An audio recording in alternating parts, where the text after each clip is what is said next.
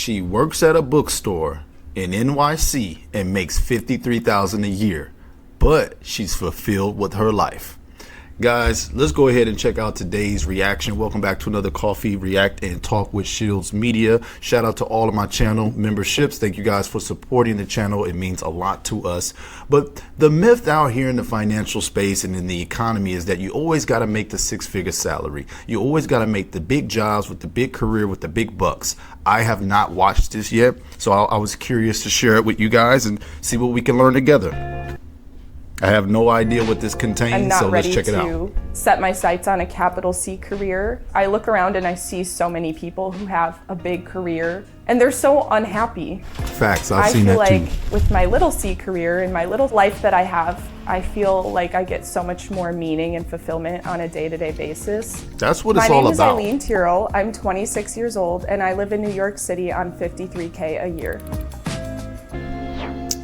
All right, it's not always about the income, guys. Let's check out what she's talking about. New York just has an energy to it that I don't know if I've experienced anywhere else.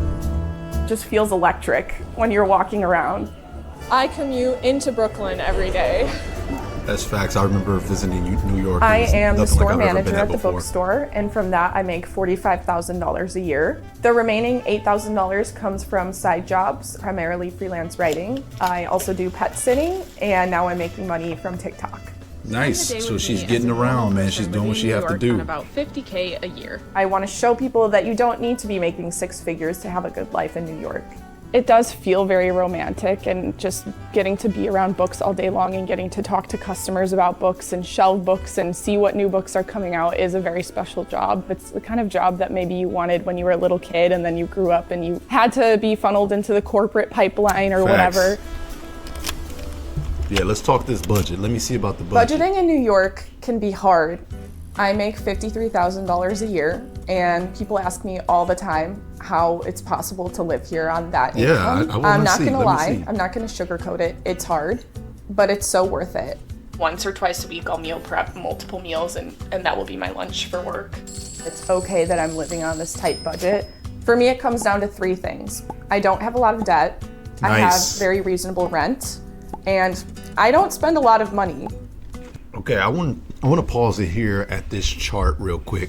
Her rent is $1,500, the food, and this is a budget for what? Let me go ahead and see, groceries, dining out. So this is all the spending of a whole month. Wow. Okay, so you want to know something here that I enjoy? Guys, you have to know your numbers. One of the biggest financial ails that we all fall victim to is not knowing where the money is going. I'm glad this chart is up because I'm going to make you really uncomfortable. Go into your bank account, go check your spending for your entire last month, check your app until you find a circle like this and figure out where all of your money is going. I'm issuing you a challenge right here, right now. Oh, you thought this was just going to be a reaction. Oh, no, no, no, no. If she can put it out here for the world to see, you need to put it in front of your eyes so that you can see the reality of where all your money is going. I do this exercise once in a while because it makes me uncomfortable, because when you look at that number that was spent on something so silly, you look back and realize your money is going down the toilet, it's going down the drain, and it's your fault to a degree. You are accountable. So I really love that this is here. Her insurance, transportation, she probably doesn't have a car because it's New York, so she's probably able to get through with just, well, she just said that. She's able to get by just on public transportation. Her savings is only $93 though. We'll definitely have to get that up. But that rent in New York is insane. Where is she staying at exactly? This is one of my staple meals. Ate so many of these that the dentist told me I had 5 cavities. Oh, 5 cavities. My parents pay for my phone bill. Thank you, Mom and Dad. Oh, parents pay for the phone bill. Okay, that's pretty. However, That's big. I do have the safety net of knowing that they would be able to help me if something were to go wrong. This is my go-to meal, honestly, when I don't want to spend a lot of money. I have about $3,000 in student loans. So she does have my monthly payment is very manageable. I pay off my credit cards every month. I have 2 of them and I will not let them roll over. I think my parents, and specifically my dad, instilled such a fear in me of credit card debt that it feels sacrilegious to ever let payments accumulate. I pay $15. Well, good on you, Pops, because I want to do the same for my children. You should be scared of debt. You should run from debt. You should treat debt like the evil that it is, because unmanaged and unchecked, it will ruin your life and put handcuffs around your entire body. You guys know how I feel about debt. So, 66 a month. Okay, before I stop it any further, she does have a lot of different contextual things that sort of changes the situation around. Her parents are involved in her life. Her parents do kind of look out for her. She feels like she has a safety net, but there's still something that we can learn from this. In rent, that does not include utilities. I live with 2 roommates, so that is a lot to pay That's to big. have 2 roommates. That's a big one. For Manhattan, that is a good deal.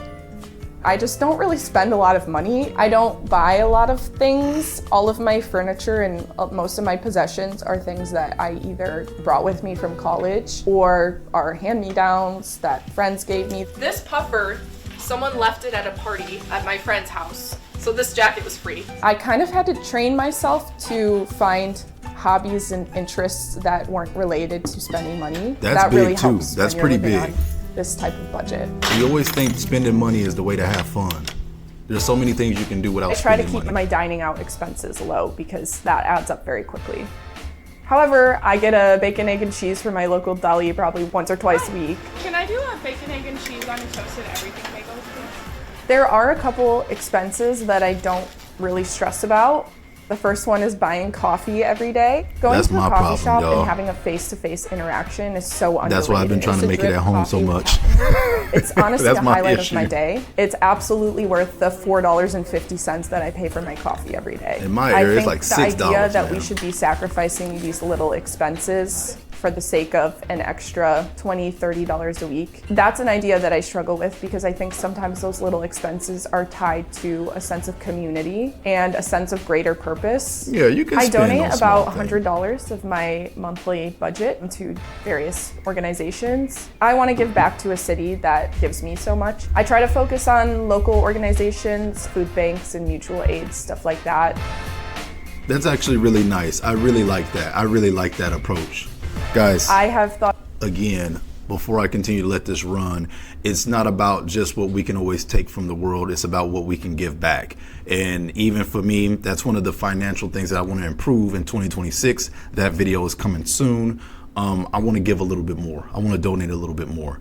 I'm blessed enough to receive it, and I want to give it back in some way. Not saying that you have to or virtue signaling you to do so as well, but when it comes to that and finances, that's something that I want to personally improve on. So shout out to her for that. about the risks of living with this little in savings.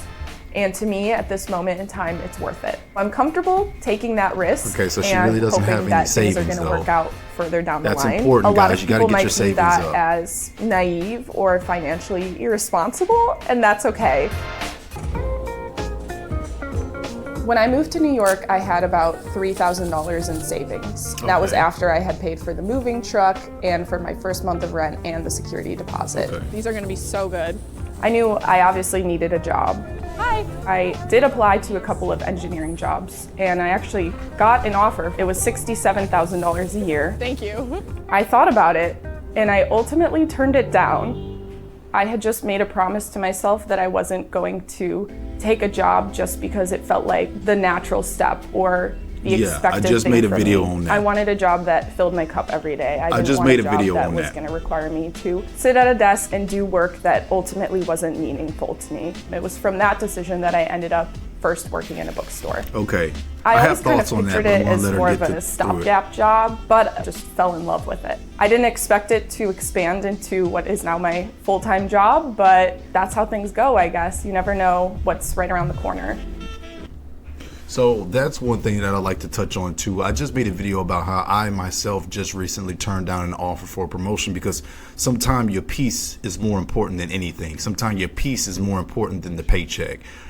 If it makes sense and it's something that you have grown into, then good. But is it something you go into or something you grow into? For me, when it comes to progression and career upscaling, I like to grow into things. Because once you're just thrown something and once you just go into something, you may not read the fine print about what all comes with that position and with that job. And right now, I'm prioritizing my family and my peace right now. So kudos to her for doing something she enjoy.